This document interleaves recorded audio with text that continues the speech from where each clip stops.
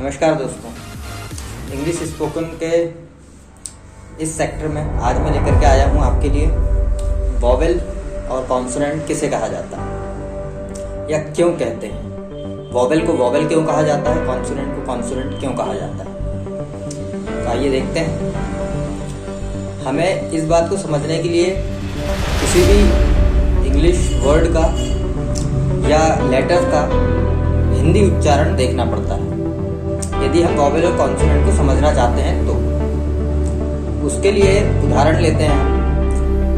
हमने मान लो रा शब्द लिया या र शब्द लिया है जिसको इंग्लिश में RA से इंडिकेट किया जाता है। अब हमें पता करना है कि इसमें वॉवेल क्या चीज़ है, कॉन्सोनेंट क्या चीज़ है। तो उसके लिए हम इसका प्रोनाउंसिएशन देखते हैं। सबसे पहले हिंदी में लिखा जाता है रा, इंग्लिश में लिखा जाता है RA।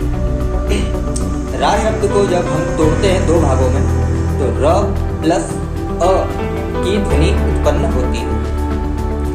र और अ इन दो लेटर्स की या अक्षरों की ध्वनि उत्पन्न होती है। इसमें र पर जो ध्वनि उत्पन्न हो रही है वो प्राइमरी साउंड कहला रहा है, अर्थात मूलभूत साउंड की अपेक्षा आधारभूत साउंड की अपेक्षा प्राथमिक साउंड कहला रहा है।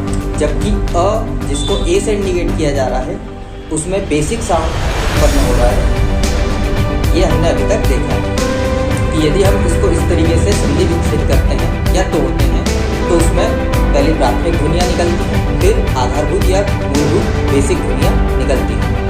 इसमें जो प्राथमिक ध्वनियाँ निकल रही हैं र शब्द के उच्चारण पे या र अक्षर के उच्चारण पे, जिसे र कहा जाता है, उसे प्राथमिक ध्वनियाँ कहते हैं और वही प्राथमिक ध्वनियाँ कॉन्सोनेंट कहलाती हैं। जबकि इसको पूर्ण करने वाले जो शब्द अक्षर हैं, ध्वनियाँ हैं, जिसे हम बेसिक साउंड या मूलभूत ध्वनियाँ कह रहे हैं, जिसे ए से इंडिकेट किया जा रहा है, उसे हम मूलभूत ध्वनियाँ कहते हैं या फिर वॉवेल कहते हैं। तो इस तरीके से हमने देखा इसमें कि किसी अक्षर में या किन्हीं अक्षरों में वॉवेल और कॉन्सोनेंट की पहचान किस तरीके से की जाती है।